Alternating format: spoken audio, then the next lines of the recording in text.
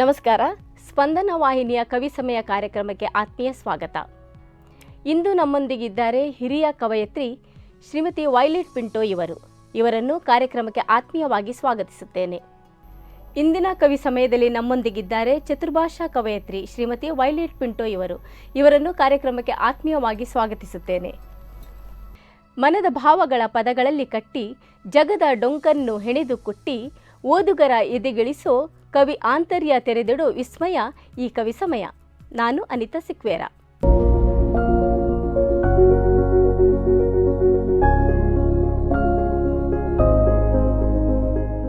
ಕಾರ್ಯಕ್ರಮದ ಮೊದಲಿಗೆ ಮೇಡಮ್ ನಿಮ್ಮದೊಂದು ಕಿರು ಪರಿಚಯ, ಅಂದರೆ ನೀವು ನಿಮ್ಮ ಹುಟ್ಟೂರು, ಕಲಿತ ಶಾಲೆ, ಕಾಲೇಜ್ ಇದರ ಬಗ್ಗೆ ಒಂದು ಸಣ್ಣ ಮಾಹಿತಿಯನ್ನು ನಮ್ಮ ವೀಕ್ಷಕರಿಗಾಗಿ. ನಾನು ಕುಂದಾಪುರದಲ್ಲಿ ಹುಟ್ಟಿದ್ದು, ಓದಿದ್ದು ಸೈಂಟ್ ಮೇರೀಸ್ ಶಾಲೆಯಲ್ಲಿ, PUC ಮಾಡಿದ್ದು ಬೋರ್ಡ್ ಹೈಸ್ಕೂಲಲ್ಲಿ, ಮತ್ತು ನನ್ನ 3 ವರ್ಷದ ಡಿಗ್ರಿ ಮುಗಿಸಿದ್ದು ನಾನು ಬಂಡರ್ಕರ್ಸ್ ಕಾಲೇಜಿನಲ್ಲಿ. ನನ್ನ ಮದುವೆ ಆದದ್ದು ಹಾಸನ ತಾಲೂಕಿನ ಹಾಸನ ಜಿಲ್ಲೆಯ ಅರಸೀಕೆರೆ ತಾಲೂಕಿನಲ್ಲಿ. ಮದುವೆ ನಂತರ ನಾನು MA ಇನ್ ಕನ್ನಡ ಮಾಡಿದೆ. ನಾನು ಸೈಂಟ್ ಮೇರೀಸ್ PU ಕಾಲೇಜಿನಲ್ಲಿ ಕನ್ನಡ ಪ್ರಾಧ್ಯಾಪಕಿಯಾಗಿ ಕೆಲಸ ಮಾಡುತ್ತಿದ್ದೇನೆ.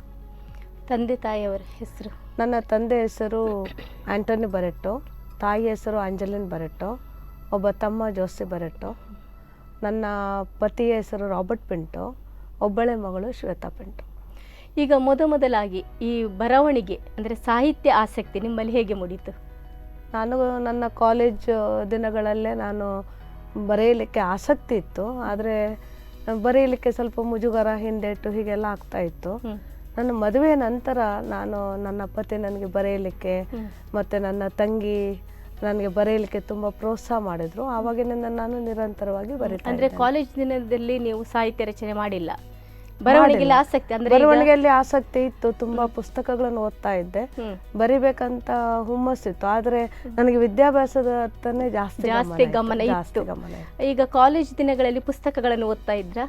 ಪುಸ್ತಕಗಳು, ಬೇರೆ ಕತೆ ಪುಸ್ತಕಗಳೆಲ್ಲ ಬೇರೆ ಓದ್ತಾ ಇದ್ದೆ. ನೀವು ಇಷ್ಟಪಟ್ಟಂತ ಸಾಹಿತಿ? BL ವೇಣು ಅಂತೇಳಿ ಒಬ್ರು ಬರಿತಾ ಇದ್ರು, ತ್ರಿವೇಣಿ ಅವರ ಕಾದಂಬರಿಗಳನ್ನು ಓದ್ತಾ ಇದ್ದೆ. ಕುವೆಂಪುರವರ ಕಾದಂಬರಿ ಕಥೆಗಳನ್ನು ಹೇಗೆಲ್ಲ ಓದ್ತಾ ಇದ್ದೆ. ದ.ರಾ ಬೇಂದ್ರವರ ಕವನಗಳನ್ನು ಓದ್ತಾ ಇದ್ದೆ. ಈಗ ನೀವು ಅಂದರೆ ಮದುವೆ ನಂತರನೇ ನೀವು ಬರ್ದಿದ್ದಂತ ಹೇಳ್ತಿದ್ದೀರಿ. ಹೌದು. ಮೊದಲು ಬರ್ದಿರೋದು ಅದೊಂಥರ ಕುತೂಹಲ ಇರುತ್ತೆ. ಮೊದಲು ಏನು ಹುಟ್ಟಿತು? ಈ ಕವಿತೆನೋ ಕತೆನೋ ಬರಿಬೇಕಂತ ಅನಿಸಿತ್ತು? ಅದಕ್ಕೊಂದು ಪ್ರೇರಣೆ? ಮೊದಲು ನಾನು ಬರೆದಿದ್ದು ಕವನನೇ. ನನಗೆ ಆಧ್ಯಾತ್ಮಿಕತೆಯಲ್ಲಿ ಸ್ವಲ್ಪ ಆಸಕ್ತಿ ಇರುವುದರಿಂದ ಮೊದಲು ನನ್ನ ಆಧ್ಯಾತ್ಮಿಕ ಕವನಗಳನ್ನೇ ಜಾಸ್ತಿ ಬರಿತಾ ಇದ್ದೆ. ನಂತರ ಲೇಖನಗಳನ್ನು ಸಹ ಬರಿತಾ ಇದ್ದೆ ನಾನು. ಆಮೇಲೆ ಎಲ್ಲ ಪ್ರಕಾರದ ಕವನಗಳನ್ನು ಬರಿತಾ ಇದ್ದೆ. ಈಗ ಚತುರ್ಭಾಷಾ ಕವಯತ್ರಿ ಅಂತ ಹೇಳಿ ಕೇಳಿಸ್ಕೊಂಡಿದ್ದೇನೆ ನಿಮ್ಮ ಬಗ್ಗೆ. ಯಾವ ಭಾಷೆಯಲ್ಲಿ ಬರೀತಿದ್ದೀರಿ? ನಾನು ಕೊಂಕಣಿಯ ಕೆಲವು ಕವನಗಳನ್ನು ಕನ್ನಡಕ್ಕೆ ಅನುವಾದ ಮಾಡಿದ್ದೇನೆ. ಇಂಗ್ಲಿಷಿನ ಸಂತ ಲೋಯೆಲ್ಲ ಅವರ ಜೀವನ ಚರಿತ್ರೆಯನ್ನು ಇಂಗ್ಲಿಷ್ನಿಂದ ಕನ್ನಡಕ್ಕೆ ಅನುವಾದ ಮಾಡಿದ್ದೇನೆ. ಆಮೇಲೆ ಕೆಲವು ಹಿಂದಿ ಗುಲ್ಜಾರ್ ಅವರ ಶಾಯರಿಗಳನ್ನು ಕನ್ನಡಕ್ಕೆ ಸುಮ್ಮನೆ ಅನುವಾದ ಮಾಡುವಂಥದ್ದು ಒಂದು ಅಭ್ಯಾಸ. ಇಂಗ್ಲಿಷಲ್ಲಿ ಬರ್ದಿದ್ದೀರಾ? ಇಂಗ್ಲಿಷಲ್ಲಿ ಅನುವಾದ ಮಾಡಿದ್ದೆ. ಕನ್ನಡದಲ್ಲಿ ನಿರಂತರವಾಗಿ ಬರಿತಾ ಇದ್ದೀರಿ? ಕನ್ನಡದಲ್ಲಿ ಬರಿತಾ ಇದ್ದೀರಿ. ನೀವು ಬರೆದಿರುವಂಥದ್ದನ್ನು ಮೊದಲು ಯಾರಿಗೆ ತೋರಿಸಿದ್ರಿ? ಪ್ರೇರಣೆ ಅಂತ ಇರುತ್ತಲ್ಲ, ನನ್ನ ತಂಗಿಗೆ ನನಗೆ ಗುರು. ಮೊದಲು ಯಾವುದ್ರಲ್ಲಿ ನಿಮ್ದು ಪ್ರಕಟ ಆಗಿತ್ತು? ಮೊದಲು ಚಿಕ್ಕಮಗಳೂರು ನಮ್ಮ ಕ್ರಿಶ್ಚಿಯನ್ ಧರ್ಮಕ್ಷೇತ್ರದಿಂದ ನವಜ್ಯೋತಿ ಅಂತ ಪತ್ರಿಕೆ ಇತ್ತು. ಆಮೇಲೆ ಮೈಸೂರಿನಲ್ಲಿ ದೂತ ಎನ್ನುವ ಪತ್ರಿಕೆ ಇತ್ತು. ಅದರಲ್ಲಿ ನಾನು ನಿರಂತರವಾಗಿ ನನ್ನ ಲೇಖನಗಳು ಮತ್ತು ಕವನಗಳು ಬರ್ತಾ ಇತ್ತು. ಅನಂತರ ಬೇರೆ ಪತ್ರಿಕೆಗಳಿಗೆಲ್ಲ ಬರೀತಿದ್ರಲ್ವಾ ನೀವು? ಹೌದು, ತರಂಗದಲ್ಲಿ, ಮಂಗಳ, ಮತ್ತು ದಿನಪತ್ರಿಕೆಗಳಲ್ಲಿ ಬರೀತಾ ಇದ್ರಿ.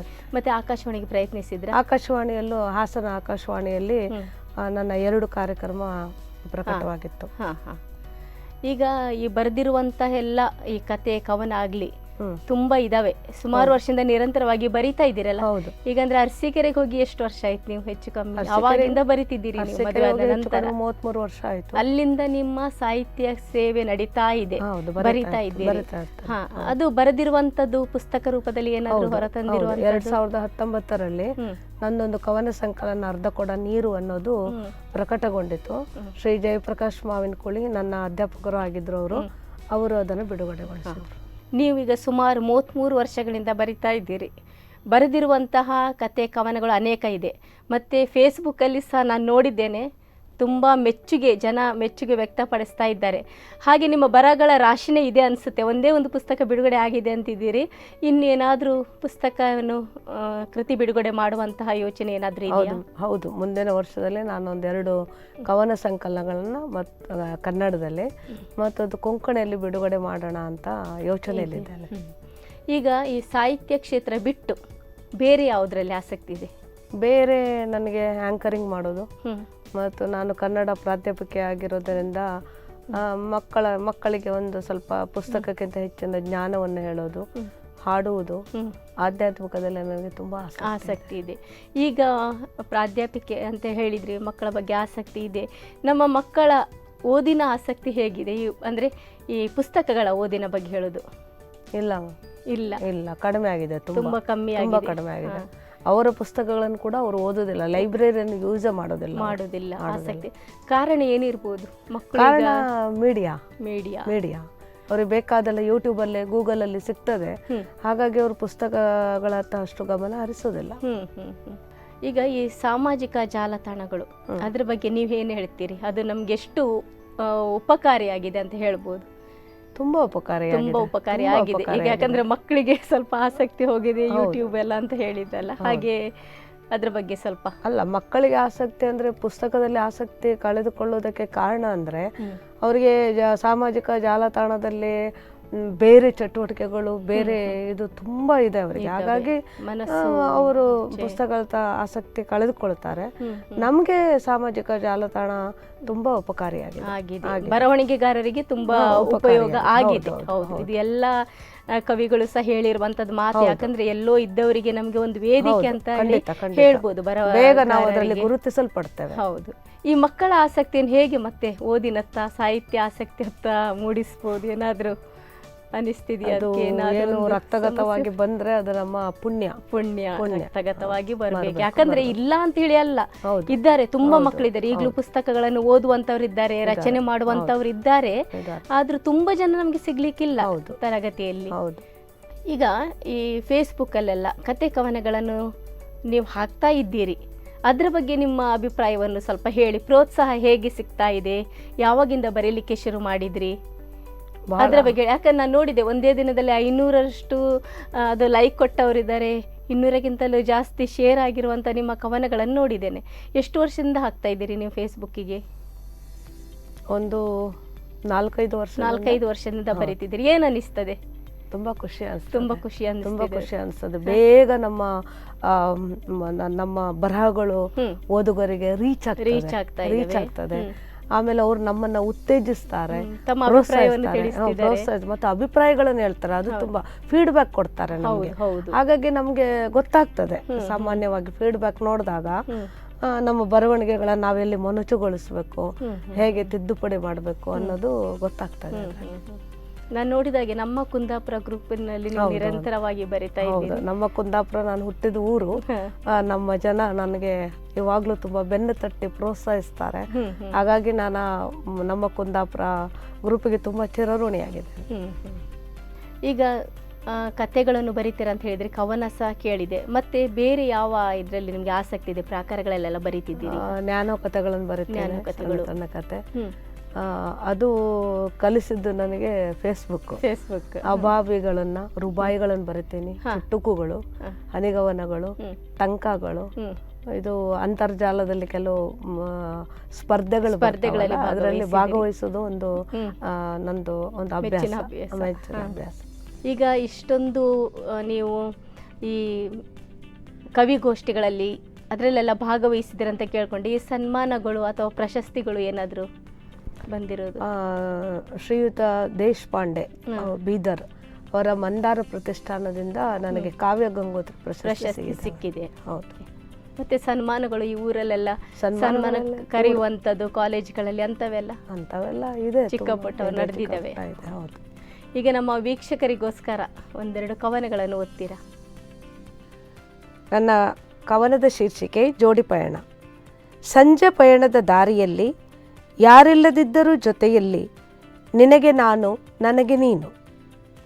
ಸಂಜೆ ಪಯಣದ ದಾರಿಯಲ್ಲಿ ಯಾರಿಲ್ಲದಿದ್ದರೂ ಜೊತೆಯಲ್ಲಿ ನಿನಗೆ ನಾನು ನನಗೆ ನೀನು. ಮುಂದಿನ ದಾರಿ ಗೊತ್ತಿಲ್ಲ, ಗುರಿಯು ತಿಳಿದಿಲ್ಲ.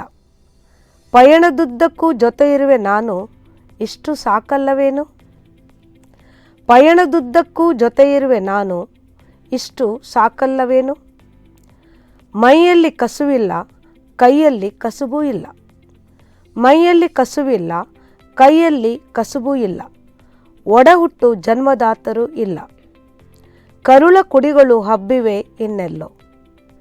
ಅಗ್ನಿ ಸಾಕ್ಷಿಯ ಮುಂದೆ ಕೈ ಹಿಡಿದೆ ನೀನು, ನಿನ್ನನೆಂದಿಗೂ ಕೈ ಬಿಡೆನು ನಾನು. ಅಗ್ನಿ ಸಾಕ್ಷಿಯ ಮುಂದೆ ಕೈ ಹಿಡಿದೆ ನೀನು, ನಿನ್ನನೆಂದಿಗೂ ಕೈ ಬಿಡೆನು ನಾನು. ಈ ಜನ್ಮವಷ್ಟು ಪ್ರೀತಿಸೋಣ, ಈ ಜನ್ಮವಷ್ಟು ಪ್ರೀತಿಸೋಣ. ಮುಂದಿನ ಜನ್ಮ ಕಂಡವರಾರು, ಮುಂದಿನ ಜನ್ಮ ಕಂಡವರಾರು. ವೈಭವ ಸಿರಿತನ ಅರಮನೆಯವರಿಗೆ, ಪ್ರೀತಿ ಹೃದಯ ನಮ್ಮಂಥವರಿಗೆ. ವೈಭವ ಸಿರಿತನ ಅರಮನೆಯವರಿಗೆ, ಪ್ರೀತಿ ಹೃದಯ ನಮ್ಮಂಥವರಿಗೆ.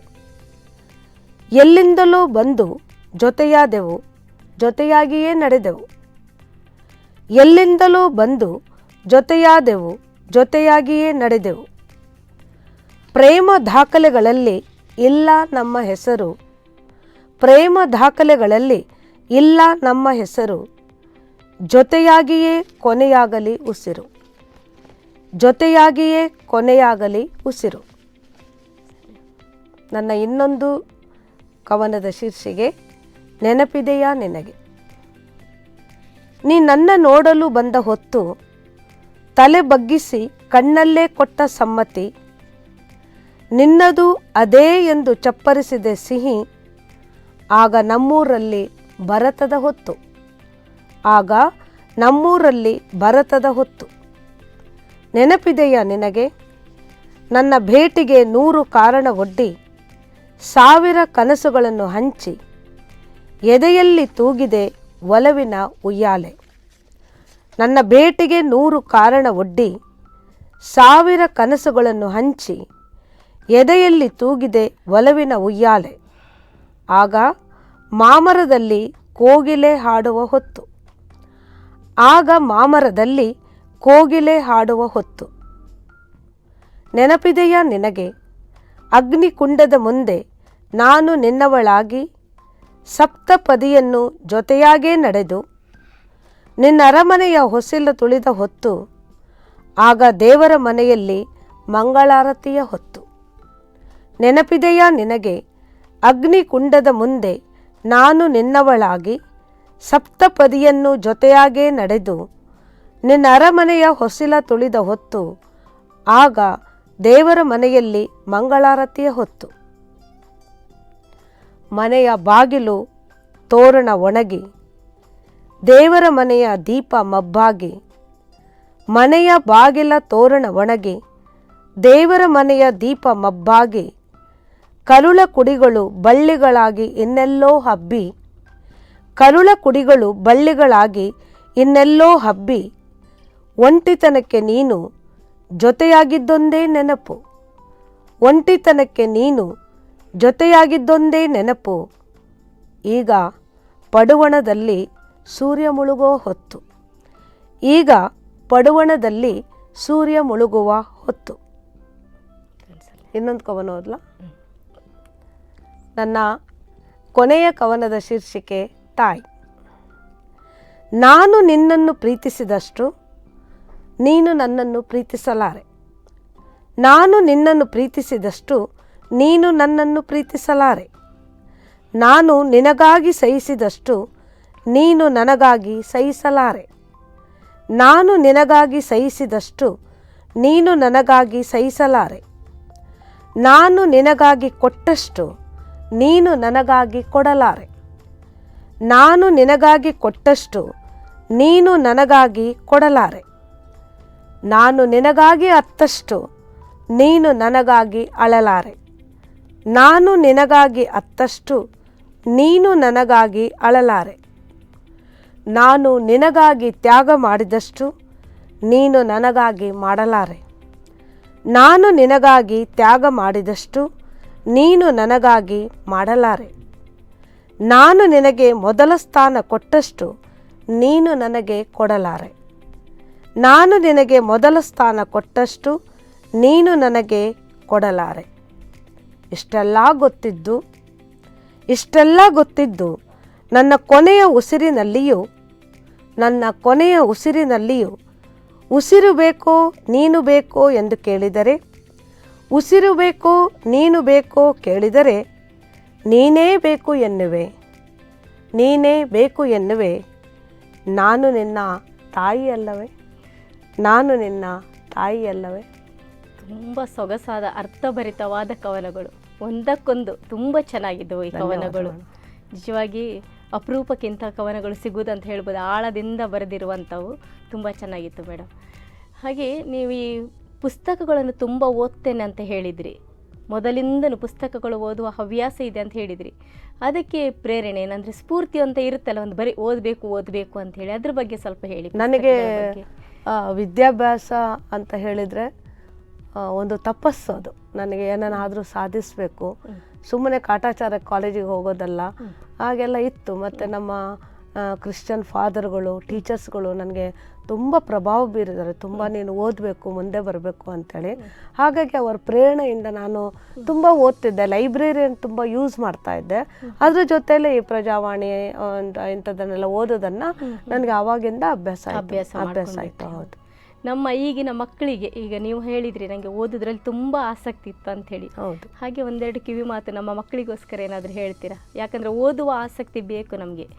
ವಿದ್ಯೆ ಇಲ್ಲದಿದ್ದರೆ ಏನನ್ನು ಸಾಧಿಸ್ಲಿಕ್ಕೆ ಆಗೋದಿಲ್ಲ. ಅದು ನಿಮ್ಮಲ್ಲಿ ಇದೆ ಅಂತ ಹೇಳಿದ್ರಿ. ಒಂದೆರಡು ಮಾತು ನಮ್ಮ ಮಕ್ಕಳಿಗೋಸ್ಕರ. ನಾವು ಓದುವಾಗ ಅಂದರೆ ನಮಗೆ ಓದೋದು ಬಿಟ್ಟರೆ, ಒಂದು ರೇಡಿಯೋ ಬಿಟ್ಟರೆ ಬೇರೆ ಯಾವುದೇ ರೀತಿಯ ಡಿಸ್ಟರ್ಬೆನ್ಸ್ ಇರಲಿಲ್ಲ. ಒಂದು ಅಪರೂಪಕ್ಕೆ ನಾವು ಸಿನಿಮಾ ನೋಡ್ತಿದ್ವಿ, ಒಳ್ಳೊಳ್ಳೆ ಸಿನಿಮಾಗಳನ್ನು ನೋಡ್ತಾ ಇದ್ವಿ. ಅದು ಬಿಟ್ಟರೆ ನಮಗೆ ಬೇರೆ ಯಾವ ಡಿಸ್ಟರ್ಬೆನ್ಸ್ ಇರಲಿಲ್ಲ. ನಮ್ಗೆ ಓದೋದೊಂದೇ ಇತ್ತು, ಹೆಚ್ಚಂದ್ರೆ ಸಂಜೆ ಹೊತ್ತು ಸ್ವಲ್ಪ ಆಟ. ಬಟ್ ಈಗಿನ ಕಾಲದಲ್ಲಿ ಹಲವಾರು ಸಾಮಾಜಿಕ ಜಾಲತಾಣಗಳು ಮತ್ತು ಮೊಬೈಲ್ಗಳು, ಕಂಪ್ಯೂಟರ್ಗಳು, ಮನೆ ಒಳಗೆ ಟಿ ವಿಗಳು, ಇಷ್ಟೆಲ್ಲ ಇರುವ ಮಧ್ಯೆಯೂ ಕೂಡ ನಮ್ಮ ಮಕ್ಕಳು ಓದ್ತಾರೆ. ನಮ್ಮ ಮಕ್ಕಳು ಒಳ್ಳೆಯ ಮಾರ್ಕ್ಸ್ ತೆಗಿತಾರೆ ಅಂದರೆ ಹ್ಯಾಟ್ಸ್ ಆಫ್ ನಮ್ಮ ಮಕ್ಕಳಿಗೆ. ನಿಜವಾಗಿ ಓದುವ ಮಕ್ಕಳು ಖಂಡಿತವಾಗಿ ಓದ್ತಾರೆ. ಓದದೇ ಇದ್ದವರಿಗೆ ಏನು ಹೇಳಕ್ಕೂ ಬರೋದಿಲ್ಲ. ಇಷ್ಟೆಲ್ಲ ಆಕರ್ಷಣೆಗಳ ನಡುವೆಯೂ ಓದ್ತಿದ್ದಾರೆ, ಮಾರ್ಕ್ಸ್ ತೆಗಿತಿದ್ದಾರೆ ಅಂತ ಹೇಳಿದ್ರಿ. ಆದ್ರೂ ಕೆಲವು ಕಡೆ ನಾವು ಕೇಳಿ ಬರ್ತಾ ಇದೀವಿ, ಮಕ್ಕಳಿಗೆ ಅಕ್ಷರನೇ ಗೊತ್ತಾಗೋದಿಲ್ಲ ಈಗಿನ. ಹಾಗೂ ಇದೆ. ಈಗ ಕೆಲವು ಮಕ್ಕಳು ನೀವು ಹೇಳಿದ ಪ್ರಕಾರ ನಿಜ ಓದ್ತಿದ್ದಾರೆ, ತುಂಬಾ ಓದ್ತಿರ್ತಾರೆ, ಅಧಿಕ ಅಂಕಗಳನ್ನು ಗಳಿಸ್ತಾರೆ. ಆದ್ರೆ ಕೆಲವು ಮಕ್ಕಳು ಮಾತ್ರ ಇನ್ನೂ ಸಹ ಆ ಕಡೆ ಗಮನ ಕೊಡ್ತಿಲ್ಲ. ಮನೆಯವರಿಗೆ ದೊಡ್ಡ ತಲೆನೋವು ಅಂತ ಹೇಳ್ತೀರಿ. ಇದ್ರ ಬಗ್ಗೆ ಏನ್ ಹೇಳ್ತೀರಿ? ಇದ್ರ ಬಗ್ಗೆ ಅಂದ್ರೆ ಅದರಲ್ಲಿ ನಮ್ಮ ತಂದೆ ತಾಯಿಗಳ ಪಾತ್ರ ತುಂಬಾ ದೊಡ್ಡದು. ಯಾವಾಗ್ಲೂ ನಾನು ಕಾಲೇಜಲ್ಲಿ ಇರುವಾಗ ನಮ್ಮ ಪೇರೆಂಟ್ಸ್ಗಳು ಬಂದು ಹೇಳೋದಿತ್ತು, ಮೇಡಮ್ ನೀವೇ ಸ್ವಲ್ಪ ಬುದ್ಧಿ ಹೇಳಿ, ನೀವೇ ಸ್ವಲ್ಪ ಓದ್ಲಿಕ್ಕೆ ಹೇಳಿ. ಅದಕ್ಕೆ ನಾವು ಹೇಳೋದುಂಟು, ನೀವು ಸ್ವಲ್ಪ ಹೇಳಬೇಕು ಮೇಡಮ್. ಇಲ್ಲ, ಸ್ವಲ್ಪ ಮಾತಾಡ್ತಾ ರೂಮ್ ಒಳಗೆ ಬಾಗಿಲು ಹಾಕ್ಕೊಂಡು ಇರ್ತಾರೆ, ನಾನು ಸಾಯ್ತೇನೆ ಅಂತ ಗದರಿಸ್ತಾರೆ.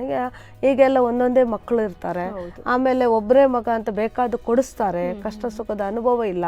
ಹಾಗಾಗಿ ಈ ತಂದೆ ತಾಯಿಗಳು ಮಕ್ಕಳಿಗೆ ಹೆದರುವಂತ ಕಾಲ ಬಂದಿದೆ. ನಮ್ಗೆಲ್ಲ ಬಡ್ದು ಓದಿಸೋರು ಈಗ ಹೊಡಿಲಿಕ್ಕೂ ಇಲ್ಲ, ಶಾಲೆಯಲ್ಲೂ ಇಲ್ಲ, ಮನೆಯಲ್ಲಿ ತಂದೆ ತಾಯಿ ಹೊಡೆಯೋದಿಲ್ಲ. ಹಾಗಾದ್ರೆ ಮಕ್ಕಳಿಗೆ ಬುದ್ಧಿ ಯಾರು ಹೇಳೋದು? ಬುದ್ಧಿ ಯಾರು ಹೇಳೋದು? ಖಂಡಿತ ಅದೇ ಕಾರಣ ಅಂತ. ಖಂಡಿತ ಈ ಚಿಕ್ಕಂದಿನಿಂದ ಒಂದೇ ರೀತಿ ಏನಾದ್ರೂ ಆ ಮಕ್ಕಳ ಹಿಂದೆನೆ ಇದ್ದು ನಡೆಸ್ತಾ ಇದ್ರೆ, ಬೆನ್ನು ಬಿಡದೆ, ಮಕ್ಕಳೇನಾದ್ರೂ ಒಂದು ಅದೇ ದಾರಿಗೆ, ಅಂದ್ರೆ ಅಪ್ಪ ಅಮ್ಮ ಏನ್ ಕನಸುಕೊಂಡಿದ್ದಾರೆ ಆ ದಾರಿಗೆ ಹೋಗ್ಬೋದೇನೋ ಅಂತ ನನ್ನ ಅನಿಸಿಕೆ. ಯಾಕಂದ್ರೆ ಈ ಮಧ್ಯದಲ್ಲಿ ಮಕ್ಕಳು ಏನು ಮಾಡ್ತಾರೆ, ಅಪ್ಪ ಅಮ್ಮನಿಂದ ತಪ್ಪಿಸ್ಕೊಳ್ಳಿಕ್ ನೋಡ್ತಾರೆ, ಸ್ನೇಹಿತರು ಬೇಕು ಅಂತ ಹೇಳ್ತಾರೆ. ಅಂತ ಸಂದರ್ಭದಲ್ಲಿ ತಾಯಿ ಮಕ್ಕಳು ನಡುವೆ ಒಂದು ರೀತಿಯ ಜಗಳಗಳು ಬರೋದು ಸಾಮಾನ್ಯ. ಈಗ ಎಷ್ಟೋ ಜನ ಒಂದ್ಸಲ ಹೋಗ್ಲಿ ಹೊರಗೆ ಅಂತ ಬಿಟ್ಟಾಗ ಮಕ್ಕಳು ಮತ್ತೆ ಕೈ ಸೇರುದಿಲ್ಲ ಅಂತ ಹೇಳಿ ಹೇಳ್ಬೋದಲ್ವಾ? ಇದೊಂದು ಈ ರೀತಿ ಈ ಕುಟುಂಬದವರು, ಅಪ್ಪ ಅಮ್ಮ ಮಕ್ಕಳ ಹಿಂದೆನೇ ಸ್ವಲ್ಪ ಕಷ್ಟಪಡಬೇಕಾಗತ್ತೆ. ಅಂತ ಸಮಯದಲ್ಲಿ ಏನಾದರೂ ಅವರನ್ನು ಹಿಡಿದಿಟ್ಕೊಳ್ಬಹುದು ಅಂತ ಹೇಳಿ ನನ್ನ ಅನಿಸಿಕೆ. ಹಿಡಿದಿಟ್ಕೊಳ್ಬೋದು ಅಂತ ಒಂದು ಸರ್ಟನ್ ಏಜ್ ವರೆಗೆ ಹಿಡಿಬಹುದು, ಆ ಮಕ್ಕಳನ್ನು ಹಿಡಿಬಹುದು. ಆಮೇಲೆ ತುಂಬಾ ಕಷ್ಟ ಆಗ್ತದೆ ಮೇಡಮ್. ಯಾಕಂದ್ರೆ ಈಗ ಮಾಧ್ಯಮಗಳು, ಫ್ರೆಂಡ್ಸ್ಗಳು, ಇದರ ಮಧ್ಯದಿಂದ ಆ ಮಕ್ಕಳು ತಂದೆ ತಾಯಿಗಳ ಹಿಡಿತಕ್ಕೆ ಸಿಗೋದು ಕಷ್ಟ. ತುಂಬಾ ಕಷ್ಟ ಇದೆ ಮೇಡಮ್, ತುಂಬಾ ಕಷ್ಟ. ಮೇಡಮ್, ನಮ್ಮೊಂದಿಗೆ ಇಷ್ಟೊತ್ತು ಇದ್ರಿ ನೀವು. ನಮ್ಮ ವೀಕ್ಷಕರಿಗೆ ಏನನ್ನು ಹೇಳಲು ಬಯಸ್ತೀರಿ? ಎಲ್ಲರೂ ಪ್ರೀತಿಯಿಂದ ಬದುಕೋಣ, ಶಾಂತಿಯಿಂದ ಬದುಕೋಣ ಮತ್ತು ಇತರರಿಗೂ ಪ್ರೀತಿಯಿಂದ ಶಾಂತಿಯಿಂದ ಬದುಕಲು ಬಿಡೋಣ. ಆಗ ಮಾತ್ರ ಒಂದು ಸುಭದ್ರ ಸಮಾಜ ನಿರ್ಮಾಣವಾದೀತು. ಅದು ನನ್ನ ಅನಿಸಿಕೆ, ಶಾಂತಿಯ ಸಂದೇಶ. ಹೌದು ಮೇಡಮ್, ಇಲ್ಲಿವರೆಗೆ ನಮ್ಮೊಂದಿಗಿದ್ದು ನಿಮ್ಮ ಅಮೂಲ್ಯ ಸಮಯವನ್ನು ನಮಗೆ ಕೊಟ್ರಿ, ನಿಮ್ಮ ಅನುಭವಗಳನ್ನು ನಮ್ಮೊಂದಿಗೆ ಹಂಚಿಕೊಂಡ್ರಿ. ಮೇಡಮ್, ನೀವು ಇಷ್ಟೊತ್ತು ನಮ್ಮೊಂದಿಗಿದ್ರಿ, ನಿಮ್ಮ ಅಮೂಲ್ಯ ಸಮಯವನ್ನು ನಮ್ಮೊಂದಿಗೆ ಕೊಟ್ಟು ನಿಮ್ಮ ಅದ್ಭುತವಾದ ಅನುಭವಗಳನ್ನು ನಮ್ಮೊಂದಿಗೆ ಹಂಚಿಕೊಂಡ್ರಿ. ನಿಮ್ಮ ಸಾಹಿತ್ಯ ಕೃಷಿ ಹೀಗೇ ಬೆಳೆಯಲಿ, ನಿಮ್ಮ ಹೆಸರು ಇನ್ನೂ ಉನ್ನತಕ್ಕೇರಲಿ ಎನ್ನುವುದು ನಮ್ಮ ಆಶಯ. ನಿಮಗೆ ಧನ್ಯವಾದಗಳು. ನೋಡಿದ್ರಲ್ಲ ವೀಕ್ಷಕರೇ, ಇದು ಇಂದಿನ ಕವಿ ಸಮಯ. ಮುಂದಿನ ಕವಿ ಸಮಯದಲ್ಲಿ ಇನ್ನೊಬ್ಬ ಕವಿಯೊಂದಿಗೆ ನಿಮ್ಮನ್ನು ಭೇಟಿಯಾಗ್ತೀನಿ. ಅಲ್ಲಿಯವರೆಗೆ ನೋಡ್ತಾ ಇರಿ ಸ್ಪಂದನ.